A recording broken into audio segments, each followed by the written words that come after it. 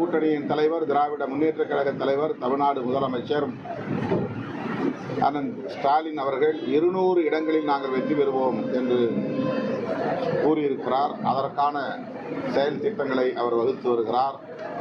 அவர் வகுக்கும் செயல் திட்டங்களை நடைமுறைப்படுத்தக்கூடிய வகையில் கூட்டணி கட்சிகளில் ஒன்று என்கிற அடிப்படையில் விடுதலை சிறுத்தைகள் கட்சி முழுமையாக ஒத்துழைப்பு நல்கும்.